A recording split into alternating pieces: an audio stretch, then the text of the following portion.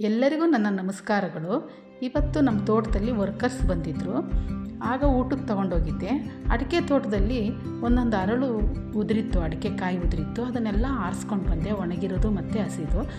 ಒಣಗಿರೋದು ನೋಡಿ, ಇದನ್ನು ಸಪ್ರೇಟ್ ಮಾಡಿದ್ದೀನಿ, ಹಸಿದೊಂದು ಕಡೆ ಸಪ್ರೇಟ್ ಮಾಡಿದ್ದೀನಿ. ಇದನ್ನು ನನಗೆ ಕತ್ತಿಯಲ್ಲಿ ಹಚ್ಚಿ ನನಗೆ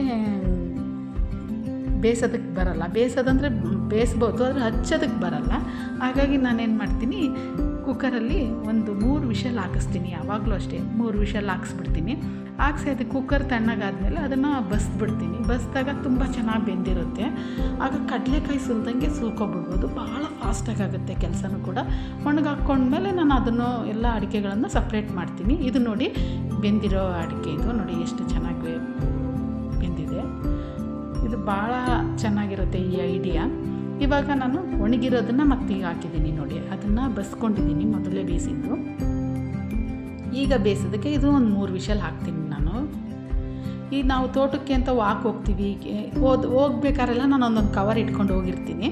ಹೋದಾಗ ನೋಡ್ಕೊಂಡು ಬಂದಾಗೆಲ್ಲ ಒಂದೊಂದು ಅಡಿಕೆಕಾಯಿ ಉದುರಿರೋದೆಲ್ಲ ಹಾಕ್ಕೊಂಡು ಬಂದು ಡೈಲಿ ನಾನು ಇದೇ ಕೆಲಸ ಮಾಡ್ತಾಯಿರ್ತೀನಿ.